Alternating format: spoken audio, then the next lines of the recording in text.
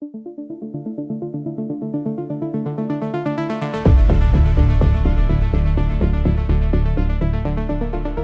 à toutes et à tous et bienvenue dans ce podcast consacré aux métiers et aux grands enjeux de l'intelligence économique, de la sûreté, de l'influence, de la souveraineté et de la géopolitique. Notre conviction est simple, pour un dirigeant d'entreprise, comprendre le monde n'est plus un supplément d'âme. C'est devenu une condition de survie stratégique. Les ruptures géopolitiques ne restent plus aux frontières des États, elles entrent dans les conseils d'administration, les chaînes d'approvisionnement, les décisions d'investissement, les contrats, les données, la cybersécurité, le marché et évidemment la réputation. Alors aujourd'hui, nous accueillons avec beaucoup de joie Éric Danon, ancien ambassadeur de France en Israël, diplomate, observateur direct d'une région où se nouent certaines des tensions les plus explosives du monde contemporain. Avec vous, Éric, nous allons parler du Moyen-Orient, évidemment de l'Iran bien sûr, des États-Unis et de la Chine, mais aussi du rôle des entreprises dans un monde devenu beaucoup plus brutal. Éric, bonjour et bienvenue. Bonjour à tous.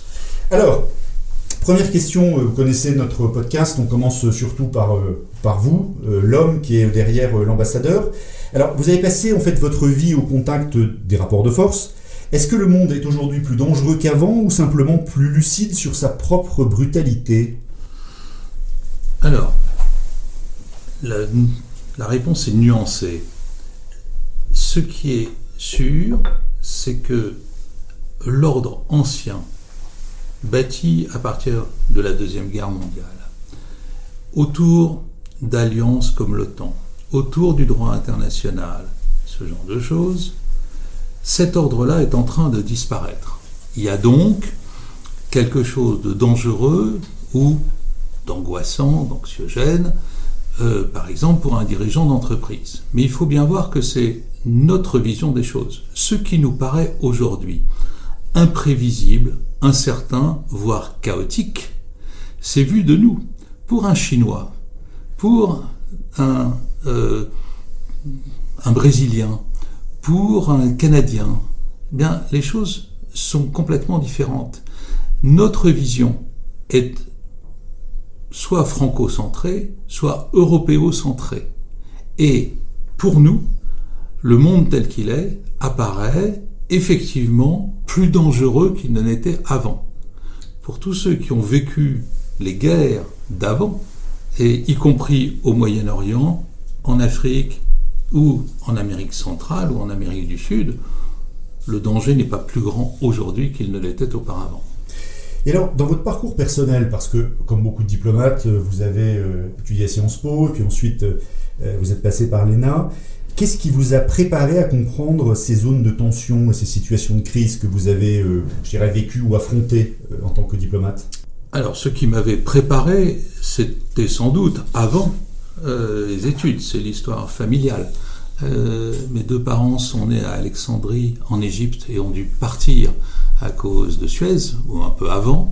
Mes grands-parents sont nés respectivement à Istanbul, Rhodes, Beyrouth et Le Caire, les 4 grands-parents. Donc, il y avait à l'intérieur de la famille, quand même, des discussions sans fin sur le Proche, le Moyen-Orient et, j'allais dire, le reste du monde. Ça vient plutôt de là. C'est plutôt cela qui m'a amené, à la sortie de l'ENA, à choisir le ministère des Affaires étrangères plutôt qu'un autre ministère. Donc, ça se passe plutôt dans ce sens-là. Ensuite, je dois dire que si c'était à refaire, c'est-à-dire passer par le Quai d'Orsay plutôt que au Trésor ou à l'industrie, je referais le même parcours. Tellement j'ai aimé ça, tellement ce métier, alors surtout dans cette période-là, a été pour moi une source d'intérêt et de joie, de satisfaction sans interruption. Tout a été passionnant. Mais j'ai eu la chance de vivre la mondialisation heureuse. C'est-à-dire que j'étais en cabinet ministériel au moment de la chute du mur, et je suis parti du Quai d'Orsay 3 mois avant, le 7 octobre. Et dans cette période-là, l'Occident avait, à bien des égards, l'impression d'avoir d'avoir gagné la grande bataille idéologique planétaire. Là, souvenez-vous, la fin de l'histoire et ce genre de choses. Donc, ça a été une période passionnante aussi parce que nous étions dans des dynamiques très positives. Et puis, il se trouve que j'ai eu des dossiers qui m'ont profondément intéressé. J'ai commencé par la réunification allemande, et puis j'ai été sous-directeur de la sécurité, donc en charge des aspects diplomatiques de la lutte contre le terrorisme, le crime organisé, le blanchiment d'argent. Tout ça a été vraiment passionnant. Et puis, j'ai été dans la négociation sur toutes les grandes questions stratégiques, y compris le nucléaire iranien dans une courte période, ambassadeur à Genève pour la conférence du désarmement pendant 4 ans, et puis à la fin, effectivement, en Israël, et tout cela était tout à fait intéressant. Monsieur l'ambassadeur, quand vous arrivez dans un pays comme ambassadeur, qu'est-ce que vous regardez en premier ? Les institutions, les élites, l'armée, l'opinion publique, les entreprises, les Français de l'étranger ? La première question à laquelle vous devez pouvoir répondre le plus vite avant de tout connaître du pays pendant la première année, évidemment, vous allez apprendre le pays. Dans la deuxième, vous êtes plus à l'aise, etc. Vous devez répondre presque tout de suite en arrivant à la question clé de Paris. Qui a le pouvoir ? Mais qui a le pouvoir ? C'est pas la tête, le président ou le Premier ministre en Israël. C'est si Paris a besoin de la personne pour négocier un accord agricole, qui a le pouvoir dans le pays ? Et c'est pas forcément le ministre de l'Agriculture. Vous devez aller voir les grands agriculteurs, etc. Vous devez être très très vite en capacité de répondre à qui sont les interlocuteurs déterminants pour les Français, et d'abord évidemment pour le président ou le gouvernement français, et puis lentement, vous élargissez le cercle, vous raffinez la question du pouvoir, vous commencez à avoir votre propre réseau et à dire si vous voulez exporter, je sais pas moi, des stylos à billes ou du café, à qui faut-il s'adresser ? Même chose pour l'achat. Et donc, il y a une dimension économique très forte, il y a une dimension politique, et vous devez développer 3 aspects simultanément. D'abord, la mission régalienne, c'est-à-dire l'analyse politique. Vous devez être en mesure de raconter à Paris ce qui se passe dans le pays en termes de pouvoir. Alors, la deuxième chose, c'est que vous devez être sûr que vous allez pouvoir protéger les Français qui sont sur place. La mission consulaire, parce que l'ambassade c'est plutôt la politique, la mission consulaire c'est plutôt la protection des individus, est absolument fondamentale. Accessoirement, c'est celle que beaucoup retiendront de votre passage sur place, c'est-à-dire, et surtout dans les crises, dans les crises bilatérales ou consulaires ou locales, etc. La troisième chose, c'est toutes les missions qu'on appelle, j'aime pas le terme, mais le rayonnement de la France. Alors il va falloir s'occuper des lycées et collèges français, de la médecine, de la culture et évidemment des instituts culturels, de l'Alliance française ou ce genre de choses. Donc, quand vous arrivez, essayez de comprendre le plus vite possible qui a le pouvoir dans tous les domaines, et 2, assurez vos 3 missions, l'analyse politique et l'action politique s'il y a besoin, l'analyse politique, ensuite la protection des Français et toute la dimension consulaire, et troisièmement, tout le rayonnement qu'il a aussi fait l'image de la France à l'étranger, c'est-à-dire que quand vous avez un centre culturel qui marche bien, que vous avez des lycées qui sont de bon niveau, etc., alors tout le monde se dit la présence de la France. Si vous n'avez pas ça, ça a tendance à disparaître. Voilà. Alors, aujourd'hui, comment vous définiriez un ambassadeur ? Est-ce que c'est un acteur d'intelligence économique, un acteur d'influence, de renseignement politique ? On peut répondre de 2 façons. La première consiste à dire c'est tout ça à la fois, parce que l'ambassadeur est à la tête d'une équipe qui doit s'occuper de missions de plus en plus nombreuses, parce que on nous a chargé la barque au fur et à mesure des années, et notamment on a récupéré la partie économique et rayonnement économique. Alors bon, puis vous avez la diplomatie culturelle, et la diplomatie de ceci, la diplomatie de cela. Donc vous avez ce rôle j'allais dire multicarte. Et puis, il y a une autre dimension, qui est la dimension clé du Quai d'Orsay. Son travail de base, c'est la négociation. Il arrive que vous ayez à négocier des choses en bilatéral, ou, c'est-à-dire de pays à pays, ou bien dans un cadre plus avec vos collègues européens, ce genre de choses. Au Quai d'Orsay, chaque ministère, d'ailleurs chaque métier, mais chaque ministère a un métier de base. Ce qui ne veut pas dire qu'il n'y a pas plusieurs métiers dans le ministère. La base des affaires étrangères, c'est la négociation. Mais vous avez 60 métiers à l'intérieur du Quai, bien entendu. La base, c'est la négociation. Comme par exemple, je sais pas, les services de renseignement, la DGSE. Vous avez 60 métiers. Mais la base, c'est la manipulation. Donc, il ne faut pas aller dans ces endroits-là si vous n'aimez pas, je dirais, le métier de base. Voilà. Alors, il arrive que vous ayez beaucoup à négocier ou pas beaucoup à négocier. Quand j'étais à Genève pour le désarmement, j'ai passé mon temps en négociation. En Israël, il y avait des choses à négocier, plutôt pointues, qui concernaient plutôt souvent des individus, ou bien des gros contrats. Alors, voilà, à ce moment-là, vous êtes, par exemple, pour le tramway ou le train en Israël. On a gagné, quand j'étais là-bas, 2-3 contrats. C'est compliqué parce que, évidemment, nous sommes en concurrence avec généralement beaucoup de monde. Il y a des fois, ça marche, il y a des fois, ça marche pas.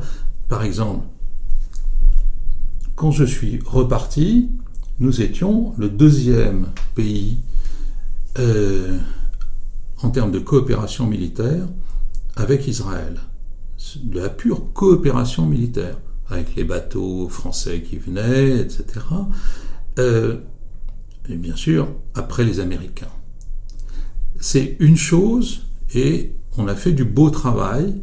Maintenant, cette coopération a disparu. Donc ça dépend aussi des circonstances.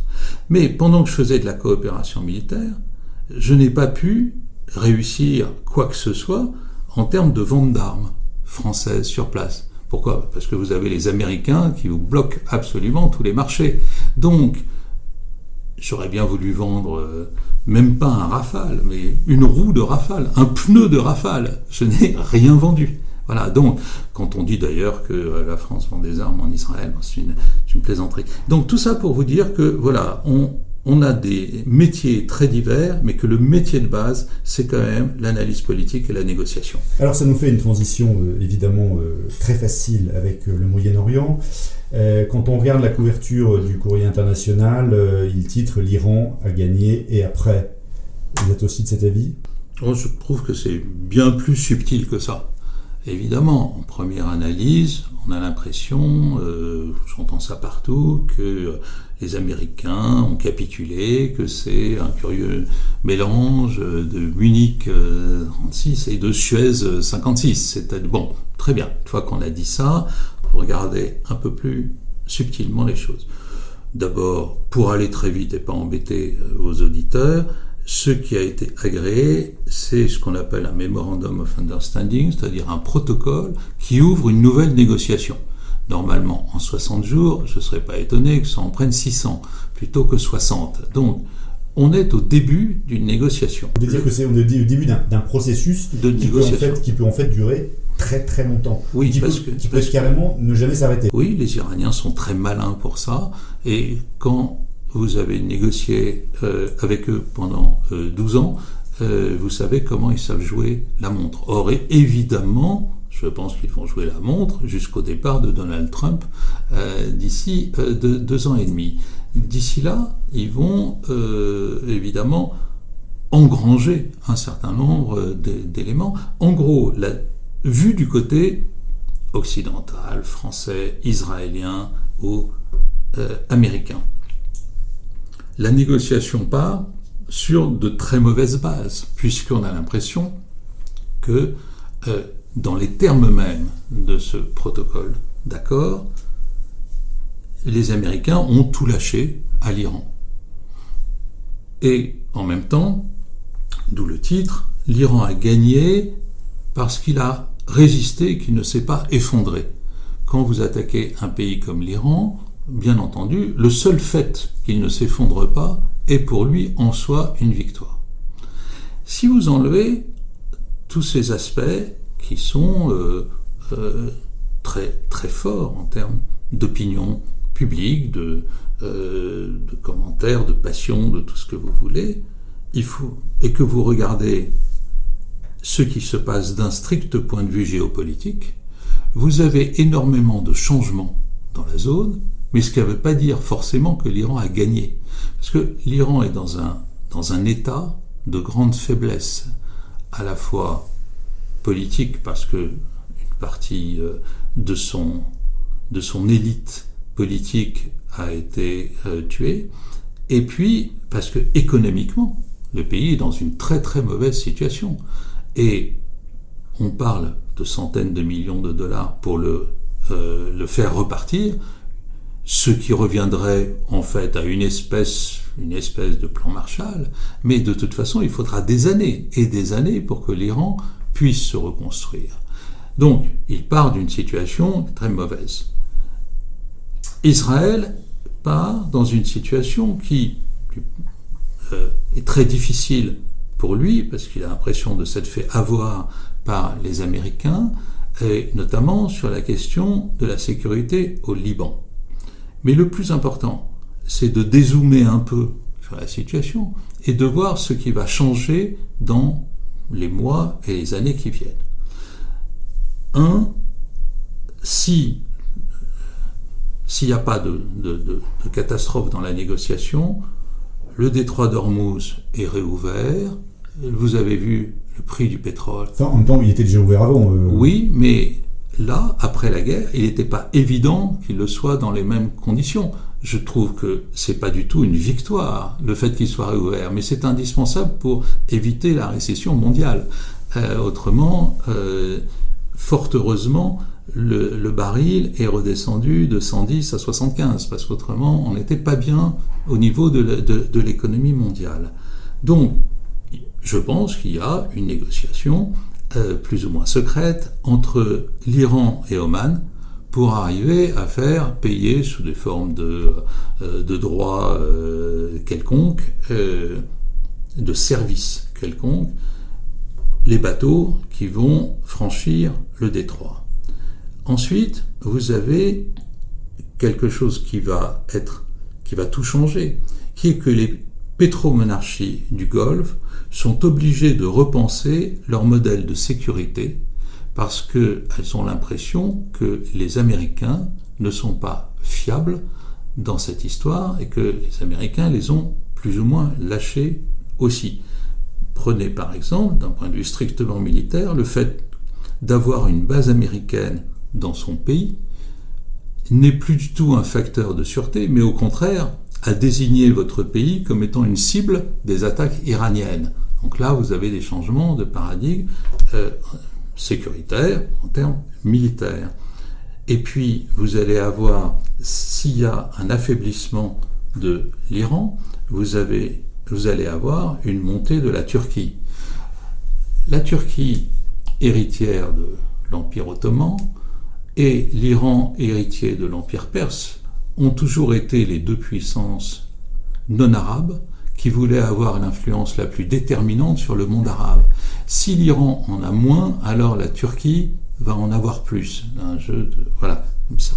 Après, vous allez avoir toute la question de la Syrie et de son parrain turc, étant entendu que l'Iran et la Russie n'ont pas réussi à soutenir Bachar el-Assad, qui a disparu au profit d'un ancien djihadiste, etc. On ne va pas faire le tour de la région, mais tout ça pour dire que aujourd'hui, vous avez d'un côté cette négociation qui s'ouvre, où on peut dire que oui, conjoncturellement, l'Iran donne l'impression d'avoir gagné parce qu'il a tenu, et parce que le protocole, ce Memorandum of Understanding, le protocole s'ouvre de façon plutôt favorable pour lui. Mais attendez de voir la négociation, rendez-vous dans quelques mois pour avoir le résultat effectif de tout cela. Le vice-président américain J.D. Vance a affirmé que l'Iran pouvait redevenir un pays normal aux yeux de l'administration américaine. C'est un changement de paradigme majeur. Moi, je voudrais vous interroger sur les sanctions, la levée possible des sanctions primaires et secondaires, ce qui est une première en 47 ans, qui pourrait également concerner plus loin peut-être nos entreprises. Que penser de ce changement de paradigme ? La réalité, c'est que Trump veut revenir à MAGA, Make America Great Again. Pour Trump, vous avez 8 déterminants de ce qu'il fait, ce qui fait que, contrairement à ce que disent les gens, ce n'est pas du tout un président imprévisible ou fantasque, c'est au contraire un des présidents américains dont vous pouvez le mieux prévoir les réactions, si vous connaissez la grille de décodage. Prenons simplement 2 éléments qui sont importants. D'abord, Trump, fondamentalement, n'est pas un belliciste. Il n'aime pas la guerre et il s'inscrit dans la tradition de l'Amérique qui a toujours refusé d'entrer en guerre et qui l'a fait, par exemple, à la Première Guerre mondiale seulement en 1917, parce que les sous-marins allemands détruisaient les bateaux britanniques, et qu'il a fait en 1941 seulement à cause de Pearl Harbor. C'est un pays qui fondamentalement a été créé par des pionniers qui refusaient les guerres européennes. Trump s'inscrit là-dedans. Et il y aura un problème avec Israël parce que très probablement une partie de sa base va dire c'est à cause d'Israël que nous nous sommes embarqués dans cette guerre-là. Et lui dira le contraire de façon à montrer qu'il n'a pas été le jouet de l'influence israélienne. Le deuxième élément clé, c'est que pour Trump, si vous n'êtes plus un ennemi, alors vous devez devenir un ami ou un partenaire ou un allié. Et évidemment, ça donne une impression très bizarre, mais souvenez-vous, là aussi, c'est une tradition américaine. Qu'est-ce qui s'est passé après la Deuxième Guerre mondiale ? Les Alliés, c'était les anciens ennemis, c'est-à-dire que vous avez une relation exceptionnelle entre les États-Unis et l'Allemagne, entre les États-Unis et le Japon. Quel est le pays d'Asie du Sud-Est avec lequel la relation est la plus forte ? Je veux dire par là, per capita, c'est import plus export divisé par population. C'est le Vietnam. Donc, quand vous n'êtes plus l'ennemi, alors les États-Unis veulent que vous deveniez un partenaire. C'est ce qui s'est passé avec la Russie. Personne n'a compris pourquoi Trump allait voir Poutine. Beaucoup ont dit c'est un compromat, très bien. Mais par ailleurs, c'était tout à fait dans la doctrine de Trump. Et le message, c'était j'ai plus peur de la Russie, ni idéologiquement, ni économiquement, ce pays ne peut nous faire peur. Donc travaillons avec lui. Et donc vous avez tout un jeu dans lequel Trump même a dit, quand il était en Israël, sa dernière visite, où il dit à un moment à Jared Kushner et à Steve Witkoff, quand on aura fait la paix avec l'Iran, vous devrez aller là-bas pour arriver à avoir de bonnes relations avec l'Iran. C'est tout à fait dans sa logique. Et vous voyez Netanyahou qui fait une tête pas possible devant cette seule idée. Donc, non, il y a des logiques trumpiennes qui sont à l'œuvre là, et moi je ne suis pas étonné du pari qu'il fait, parce que c'est un pari. Je ne pense pas qu'il va gagner son pari.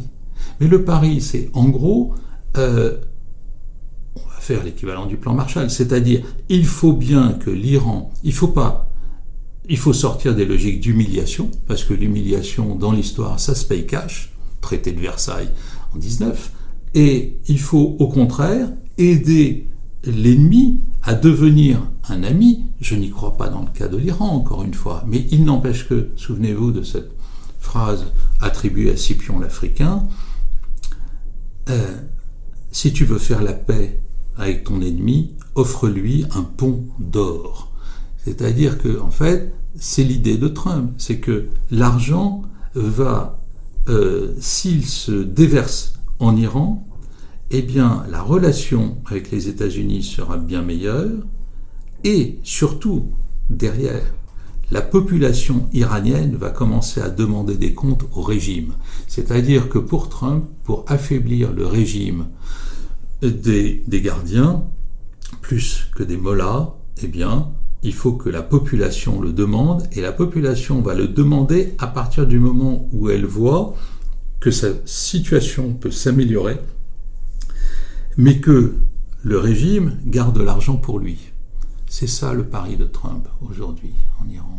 Quand vous dites que vous n'y croyez pas, en fait, que ça fonctionne, cette approche-là avec l'Iran, qu'est-ce que vous fait dire ça ? À cause de la dimension religieuse.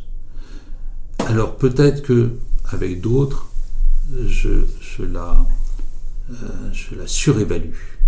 En fait, quand Khomeini arrive de France, au moment de la révolution islamique, en 1979, son troisième discours, c'est l'objectif mort à Israël. Et il va désigner, non pas comme une critique, mais comme un fait, les États-Unis comme étant le grand Satan, qui lui aussi doit être vaincu. Il va s'appuyer non pas sur une approche politique, mais sur une approche religieuse, scatologique, voilà. Et je ne sais pas si, aujourd'hui, cet islamisme radical et conquérant est moins fort qu'avant. Les experts de l'islam radical me disent que, à part en Europe, l'islam radical a subi des coups très forts dans la région, et que, au fond, ce qu'ont montré les pétromonarchies sunnites, en particulier celle des accords d'Abraham, c'est-à-dire les Émirats arabes unis, Bahreïn, et par exemple, qui n'est pas une pétromonarchie, mais le Maroc, c'est qu'il y a une prise de conscience double. La première, c'est que l'extrême religieux, s'il est au pouvoir, ne fait jamais le bonheur de son peuple. Et donc, il y a un vrai problème. Voilà. Et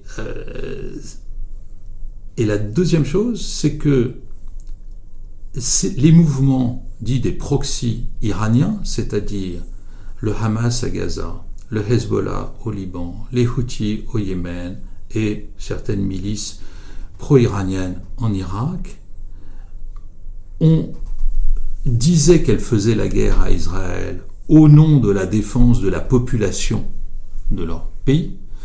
Et là, tout le monde se rend compte, y compris les populations de ces pays, que pas du tout, que le Hamas n'a jamais fait la guerre pour les Palestiniens, que le Hezbollah ne fait pas la guerre pour les Libanais, mais qu'à chaque fois, leur seule obsession est la destruction d'Israël. La guerre n'a aucune vertu, sauf de clarifier les choses et les positions. Ceci, qui est donc l'action des proxys de l'Iran au Moyen-Orient, c'est clarifié. Il y a de moins en moins d'ambiguïté sur le sujet. Il n'y a plus que en Europe et un peu dans le reste du monde, mais surtout en Europe, que l'on croit encore que le Hezbollah défend le peuple libanais ou que le Hamas défend le peuple palestinien. Ça, c'est quelque chose qui évolue doucement, et de ce point de vue-là, l'évolution récente, y compris les guerres récentes qui ont fortement affaibli les proxys de l'Iran, ont eu au moins le mérite de clarifier la situation par rapport à un islam radical qui, dans la région sur place, est en fait plutôt en recul.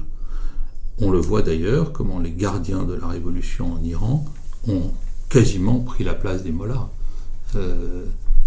Voilà, c'est comme ça. Alors, le Moyen-Orient, dans cette phase de négociation là, qui s'ouvre, est-ce que on a une garantie d'instabilité, ou est-ce qu'on va pouvoir retrouver une forme d'équilibre comme il était avant le conflit ? Tout dépend de l'issue des négociations. En gros, ici, vous avez une espèce de cessez-le-feu qui dure, avec des petits problèmes de temps en temps, il y a un accrochage au sud Liban entre Israël et le Hezbollah. Il y aura des accrochages un peu partout. Mais globalement, les marchés ne s'y trompent pas. Vous avez non pas un accord de paix, on est très loin, mais vous avez une négociation qui s'ouvre, et pendant cette négociation, ils vont dire, des deux côtés, américains et iraniens, mais nous, si ça échoue, on peut repartir au combat immédiatement, si l'autre nous trahit sa parole, on repartira dans la guerre, etc. La réalité, c'est que ni les Américains ni les Iraniens n'ont envie de repartir en guerre. Donc, pour le moment, on est dans ce que Nasser appelait le ni guerre ni paix, ce moment d'incertitude, où l'histoire d'ailleurs peut bifurquer assez facilement. Il suffirait d'un attentat un peu violent, pour changer la donne. Mais vous allez avoir un retour à des formes de stabilité du marché, parce que les grandes puissances le souhaitent, et pas mal aussi les petites, mais d'abord les grandes.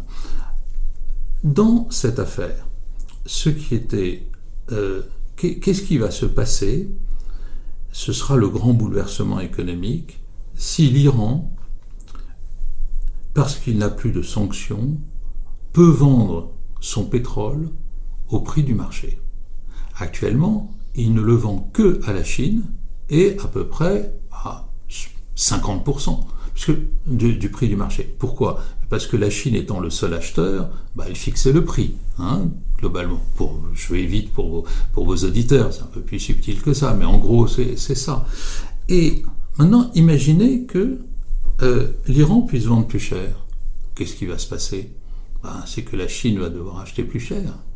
Et donc, vous avez des effets tout à fait particuliers. Ils étaient recherchés justement par Trump, c'est-à-dire l'obsession de Trump, c'est comment je peux embêter la Chine.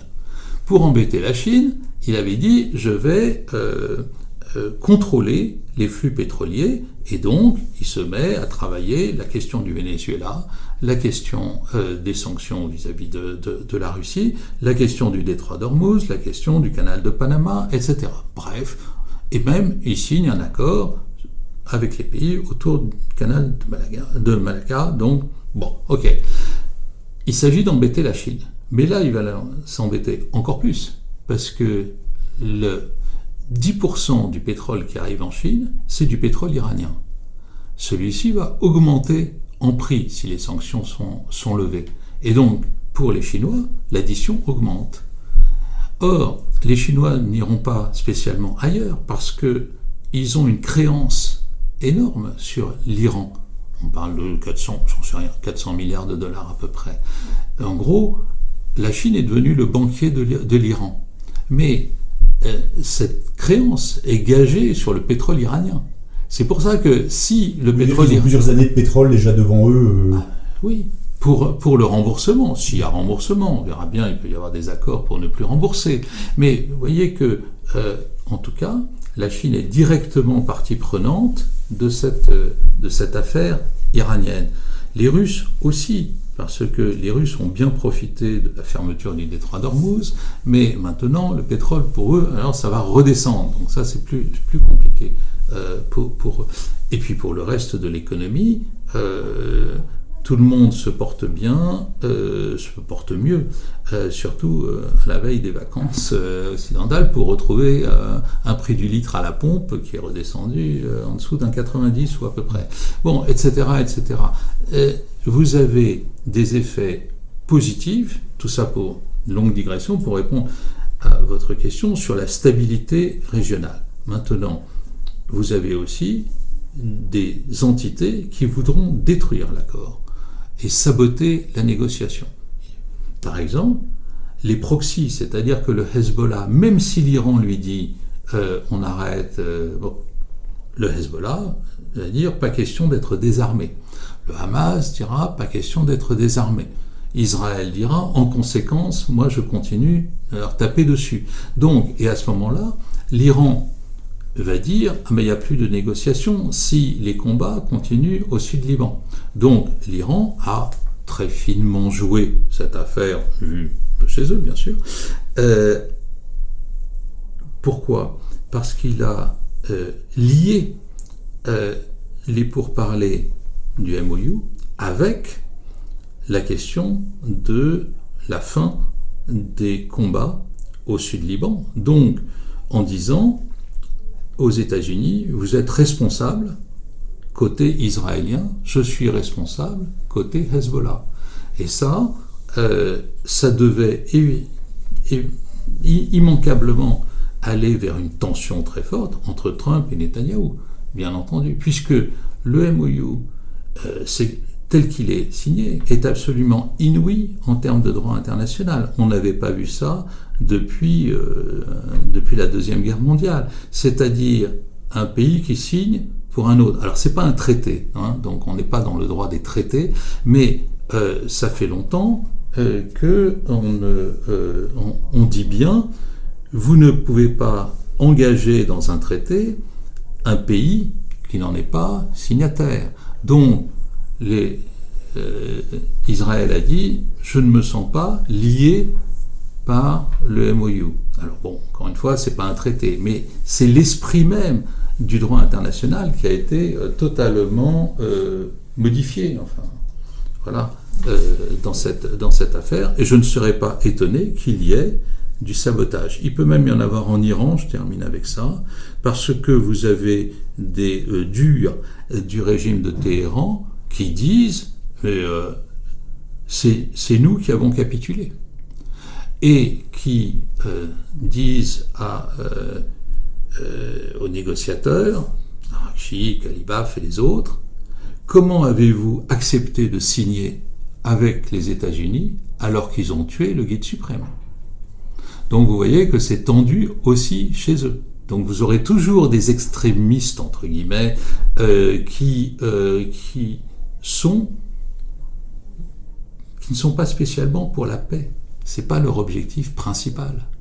Pour les Israéliens, par exemple, l'objectif principal, c'est la sécurité. Et puis, pour l'Iran, c'est de tenir bon dans la lutte contre le petit Satan, Israël, et le grand Satan, les États-Unis. Alors, vous, Éric Danon, qui avez négocié avec les Iraniens, vous le rappeliez tout à l'heure, notamment à Genève, et sur le nucléaire, c'est quoi la tactique des Iraniens ? En quoi ils sont particulièrement rusés, bons joueurs d'échecs, fins tacticiens ? Exceptionnel. Ces types n'ont pas inventé le jeu d'échecs, c'est les Indiens qui l'ont fait. Mais ils l'ont développé, je peux vous dire. J'ai jamais vu en 35 ans de métier et de négociation de meilleurs négociateurs qu'eux. Ils jouent sur tous les tableaux. C'est d'abord, ils savent jouer l'agenda, ils savent jouer les procédures, ils savent jouer les textes, vous savez, ces textes intermédiaires qui permettent de cranter, pourrait-on dire, la négociation. Et puis ils reviennent en arrière, et ils vous font toujours porter la faute. C'est-à-dire qu'en négociation internationale entre pays, un des éléments essentiels, c'est ce qu'on appelle le blame game, c'est-à-dire le fait de faire porter la responsabilité de l'échec à l'autre. Voilà. Ils sont inouïs pour ça, avec parfois une mauvaise foi. Alors, je ne sais pas s'ils ont changé, je ne pense pas, je n'ai pas vu Arakchi depuis 11 ans, la dernière fois qu'on a dîné ensemble, mais là, c'est inouï, cette capacité qu'ils ont à vous faire douter de votre capacité à avancer dans la négociation, parfois avec une grande mauvaise foi, et parfois avec des raisonnements extrêmement subtils, qui sont des raisonnements plutôt circulaires, c'est-à-dire que la ligne droite n'est pas le plus court chemin pour aller d'un point à un autre dans une négociation. Il faut prendre en compte d'autres éléments, parfois périphériques, parfois pas, et on tourne sur un des aspects, la question des stocks et de la gestion des stocks. J'avais l'impression que vous aviez plusieurs ingrédients dans la négociation et qu'ils tournaient ça comme pour faire une mayonnaise. Et on attendait tous que la mayonnaise prenne, et en fait, dans la manière de tourner la cuillère, au bout d'un moment, c'était eux qui devenaient les maîtres du temps. Et voilà, c'est une manière de faire qui est particulièrement habile. Et la seule manière de faire, ça je dois dire, c'est qu'il faut être extrêmement dur en égo et ne jamais céder contre rien. On est dans des mondes différents. C'est pas qu'ils soient de mauvaise foi, c'est pas du tout. Ils sont dans leur logique, souvent de bonne foi. Mais c'est qu'on est dans des mondes et dans des cultures différentes. Un des points essentiels, c'est, vous savez, c'est la culture, chiite locale. Les chiites ont toujours été, depuis la bataille de Karbala, 680, dans une situation très difficile par rapport aux sunnites. Et au fond, ils ont développé une espèce de martyrologie très particulière, qui fait que, par exemple, si vous combattez, mais que vous perdez militairement, c'est pas important, c'est pas le plus important, parce que, vous avez combattu, et en soi, donc, vous êtes dans le djihad, et que, même si vous perdez avec une supériorité morale, parce que vous avez combattu dans le sens de Dieu. En tout cas, ils le croient. Et donc, lorsque vous travaillez avec eux, vous avez en petit, parce que c'était moins intense que la guerre actuelle, mais cette idée que, par exemple, Israël gagne souvent sa guerre militaire, mais n'arrive pas à transformer la victoire militaire en victoire politique. L'Iran, c'est plutôt le contraire. C'est-à-dire qu'ils ont tout le temps l'impression d'être dans la victoire politique, alors même qu'ils ont perdu militairement. Mais c'est pas le plus important pour eux.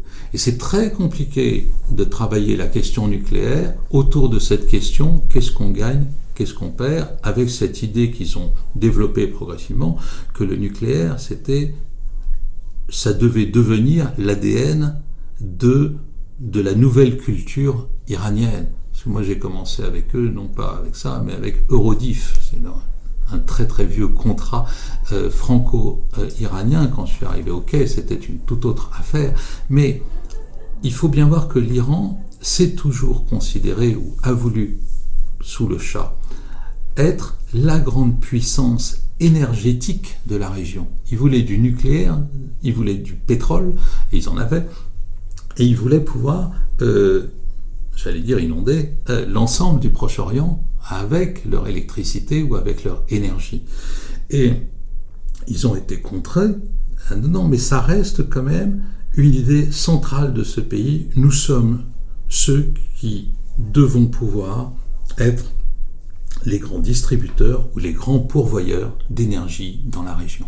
Alors vous avez mentionné Eurodif, et moi je voudrais vous demander finalement, est-ce que l'Europe peut encore compter au Moyen-Orient, et la France en particulier? Alors, c'est assez facile parce qu'on voit l'expérience de ce qui se passe. L'Europe et la France ne comptent pas dans les combats, c'est-à-dire lorsqu'il s'agit de la guerre et la paix, mais au sens d'un engagement militaire physique. On n'est pas là. On a défendu un petit peu, très bien d'ailleurs, mais les Émirats Arabes Unis quand ils ont été attaqués, mais fondamentalement, nous ne sommes plus de la partie dans la guerre, quand il y a la guerre réelle. En revanche, nous sommes dans l'environnement de la guerre. C'est-à-dire que, par exemple, dans la proposition essentiellement franco-britannique d'aider à la mise en œuvre de l'amélioration de la circulation des bateaux dans le détroit d'Ormuz. Vous êtes dans la périphérie de l'accord, vous n'êtes pas dans l'accord lui-même. Voilà. Le plus difficile pour la France, c'est de sortir de ce jeu-là, et en particulier dans l'affaire libanaise et l'affaire des négociations, parce que nous sommes pris dans nos propres doctrines, pourrait-on dire. Regardez ce qui se passe très rapidement. Je veux dire, Israël a refusé que nous soyons dans les négociations qui se passent à New York, directes entre le gouvernement libanais et et Israël. Et c'est très très dur pour un pays comme la France d'être sorti comme ça. Qu'est-ce qui se passe? Et où est notre contradiction? En dehors du fait que nous sommes extrêmement critiques de tout ce qu'Israël a fait, ce qui fait que les Israéliens sont exaspérés et nous sortent du jeu. Mais c'est plus que ça. C'est la doctrine autour du est-ce que nous devons ou pas parler avec le Hezbollah, c'est-à-dire faire comme nous avons fait avec d'autres groupes, distinguer la branche politique et la branche militaire. Nous l'avons fait, c'est la tradition française. Nous l'avons fait avec l'ETA en Espagne, nous l'avons fait avec l'IRA en Irlande. Je peux même vous dire que ça va être un peu polémique, mais nous l'avons fait avec la Corse. C'est-à-dire que vous distinguez la branche politique et la branche, j'allais dire, terroriste, entre guillemets. Et là, nous faisons la même chose au Liban. Pourquoi ? Parce qu'il y a toujours l'idée, et ça s'est vérifié avec l'ETA, l'IRA, et j'allais dire les Corses aussi, bon, c'est un peu pousser le bouchon un peu loin, c'est qu'ils peuvent toujours, la branche politique peut toujours arriver au pouvoir. Et c'est ce qui s'est passé en Catalogne, en Irlande du Nord, etc. Et à ce moment-là, il faut qu'on soit bien placé pour continuer à parler. Mais aujourd'hui, vous êtes confronté à quelque chose de complètement différent. Ce n'est pas que le Hezbollah souhaite représenter le Liban et, j'allais dire, remplacer le pouvoir libanais. Non, ils se fichent totalement des Libanais. Donc on n'est plus du tout dans le même cas de figure. Et d'autre part, le président et le Premier ministre libanais disent eux-mêmes cette distinction n'a plus de sens. Alors pourquoi vous, les Français, vous continuez à la faire? Donc là, voilà, nous sommes aussi pris dans des vieilles affaires doctrinales qui nous sortent du jeu progressivement. Alors, restons un peu en Europe. Pour un dirigeant français ou européen, comment il doit voir le Moyen-Orient?